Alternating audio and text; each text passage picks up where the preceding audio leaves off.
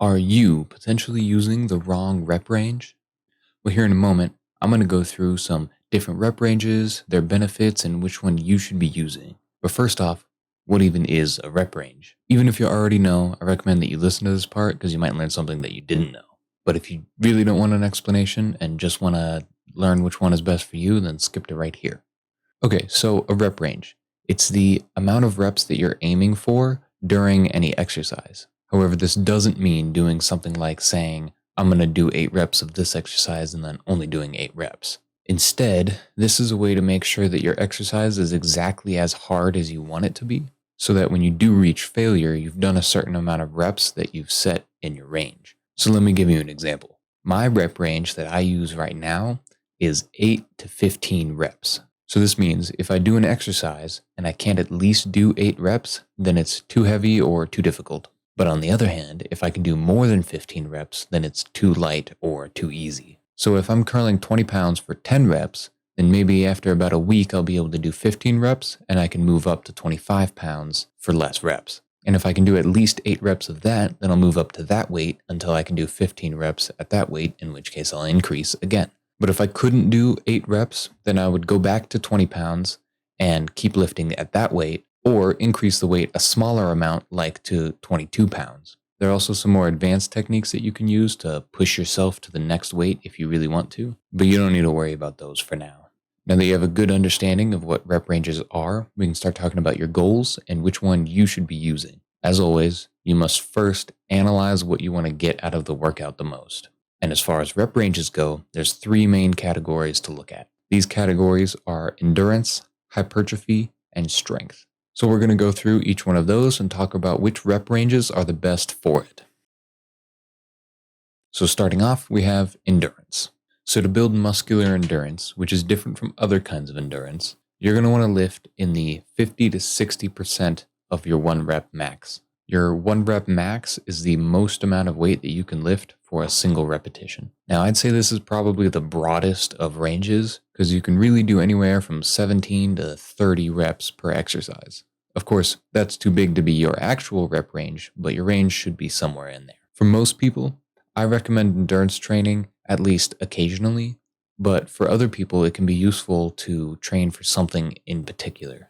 So if you're a runner training for a long run or an athlete training for a triathlon, then this sort of training can be beneficial. I mean, just think about it. When you're biking, each repetition that you do in the cycle doesn't actually require that much force. However, you need to do it over and over again, which requires a type of endurance that you can build by replicating that in your training. But should you be training closer to the low end of 17 reps or the higher end of 30 reps? Well, most of the time I'd recommend something on the low end, like 17 to 22 reps. This amount will still have some hypertrophy benefits while still mainly focusing on endurance, which is best for most people. And on the higher end, you could do something like 25 to 30 reps. This is much more length endurance focused. But at this high of a rep range, I don't think you should be doing every single exercise this way. Instead, do some of your exercises at that higher range to add some variety to your workout if that's something you're looking for. But that's enough about endurance. Let's move on to the next one. Now, hypertrophy is a widely sought after thing. If you don't know, hypertrophy training builds muscle, as in muscle size. So anyone training for aesthetics and trying to build larger muscles, this is where you want to be working. Now, the exact numbers could be debated, but I'd say the range for hypertrophy is somewhere in between 5 and 17. Now, I was hesitant to go as low as 5 because I think if you're training for hypertrophy, then you don't really want to be going as low as 5 reps very often. But you can certainly build muscle this low.